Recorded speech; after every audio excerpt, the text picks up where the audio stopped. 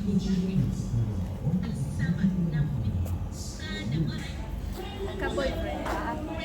Ex. Kazi je? Katono nnyo.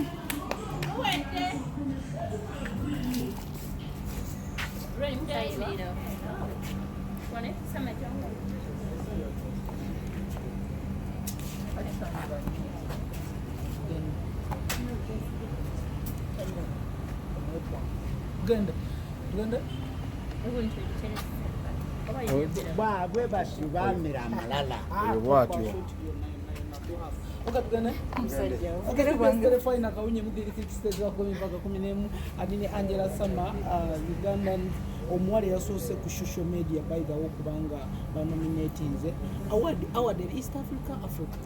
Eno award eri mu America naye batulonze from Africa not East Africa. Nze gwe balonze from East Africa naye etuzingira wamu ffenna mu Africa. Soko buze kubakola ku telefoni. Abatulaba muli mutya kansubire muli bulungi. Angella Summer is a model, content creator, I'm an actress, I'm an artist, I'm an advocate for social issues like black skin bleaching. So Angella akola ebintu bingi in organization ey'abaana bagita Black Care.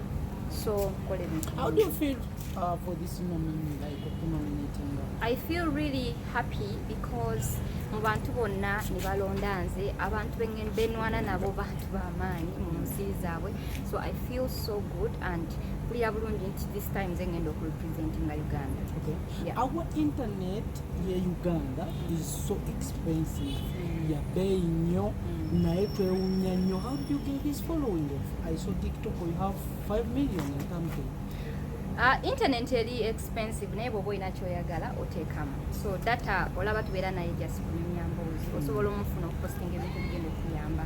So nze ndi muntu akola ennyo noonyereza bwe mba nina ekintu kyenkolako nekinoonyereza nemmanya neetaaga kukola ki kyesina kwogerako ebintu ebityo.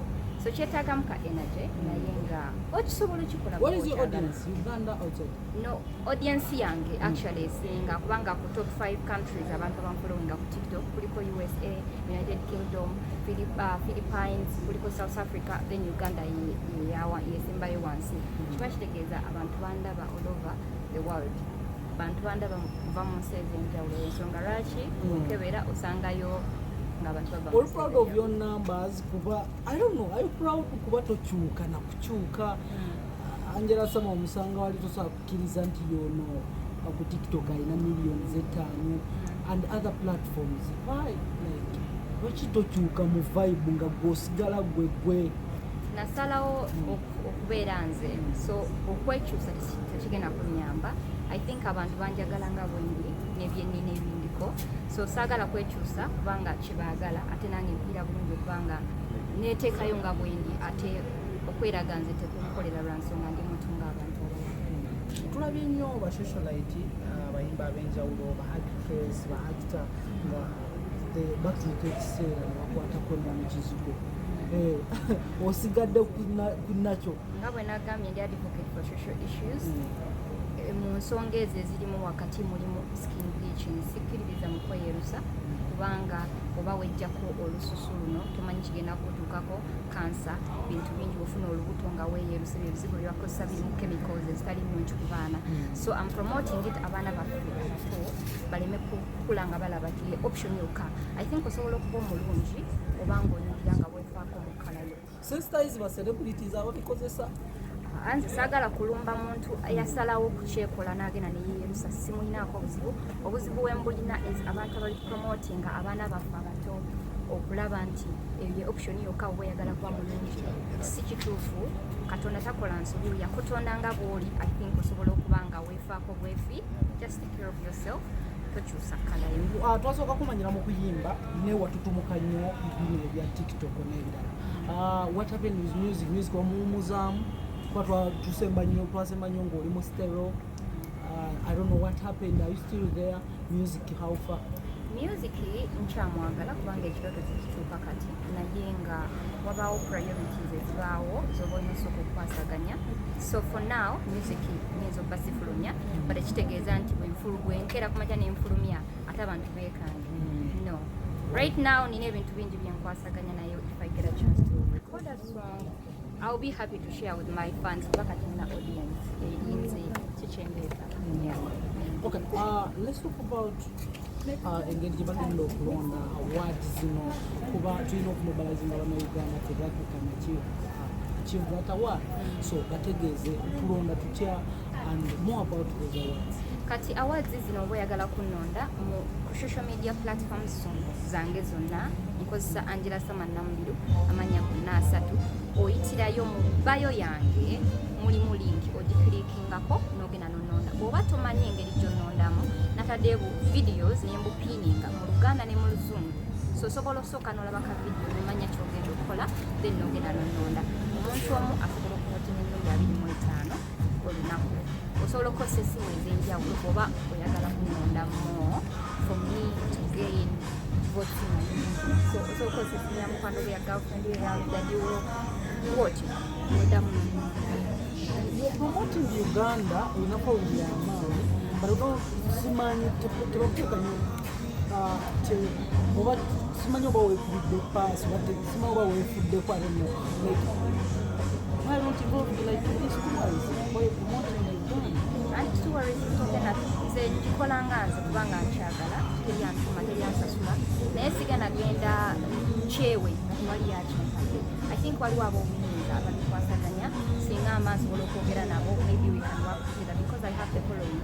I making sure abantu abali outside balaba Uganda nga nyingi basobola okujja ne batukyalira ne batulekera sente mu nsi yaffe because batourists ababa jja okutuwaringa mu Uganda baleeta sente nyingi.